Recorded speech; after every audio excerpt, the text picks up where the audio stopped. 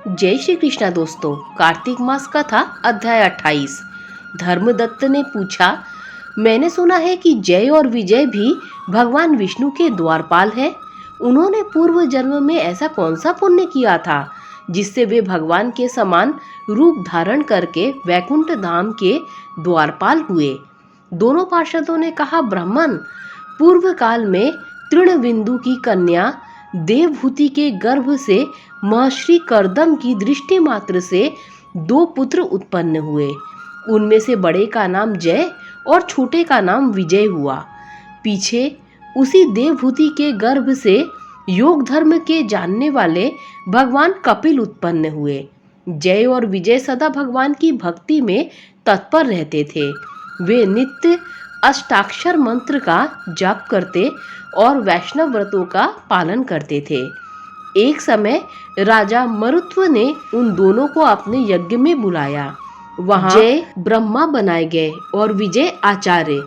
उन्होंने यज्ञ की संपूर्ण विधि पूर्ण की। यज्ञ के अंत में अभ्रिस्थान के पश्चात राजा मरुत्व ने उन दोनों को बहुत धन दिया। धन लेकर दोनों भाई अपने आश्रम पर गए। वहां उस धन का विभाग करते समय दोनों में परस्पर लांग डांट पैदा हो गई। जय ने कहा, इस धन को बराबर बराबर बांट लिया जाए। विजय का कहना था, नहीं, जिसको जो मिला है वह उसी के पास रहे। तब जय ने क्रोध में आकर लोभी विजय को श्राप दिया, तुम ग्रहण करके देते नहीं हो, इसीलिए ग्राह अर्थात मगरमच्छ हो जाओ। जय के श्राप को सुनकर विजय ने भी श्राप दिया, तुमने मद में भ्रांत होकर शाप दिया है, इसीलिए तुम मातंग अर्थात हाथी की योनि में जाओ। तत्पश्चात उन्होंने भगवान से श्राप निवृत्ति के लिए प्रार्थना की। श्री भगवान ने कहा, तुम मेरे भक्त हो, तुम्हारा वचन कभी असत्य नहीं होगा। तुम दोनों अपने ही दिए हुए शापों को भोग कर फिर से मेरे धाम को प्राप्त होगे। ऐसा कहकर भगवान विष्णु अंतर ध्यान हो गए।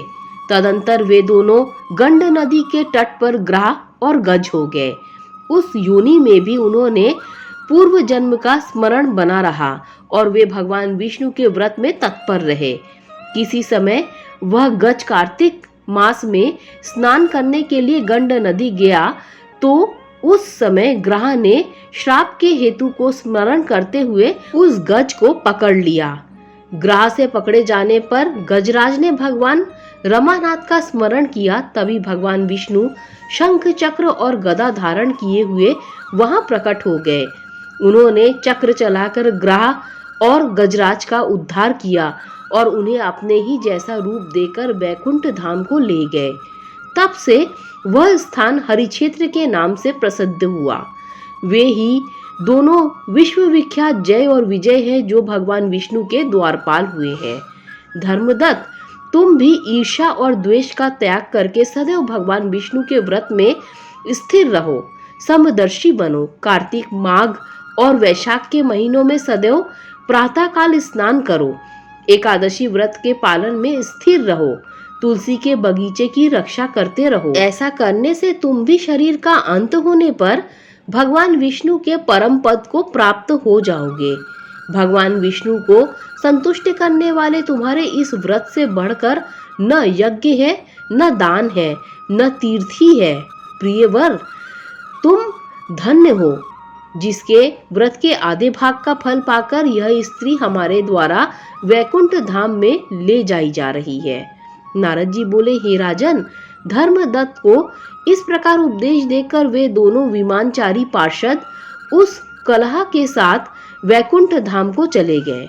धर्मदत्त जीवन भर भगवान के व्रत में स्थिर रहे और देह अवसान के बाद उन्होंने अपनी दोनों स्त्रियों के साथ वैकुंठ धाम प्राप्त कर लिया। इस प्राचीन इतिहास को जो भी सुनता और सुनाता है वह जगत गुरु भगवान की कृपा से उनका सानिध्य प्राप्त करने वाली उत्तम गति को प्राप्त करता है। यही अध्याय 28 समाप्त होता है। नमः श्री विष्णु, नमः श्री विष्णु, नमः श्री विष्णु।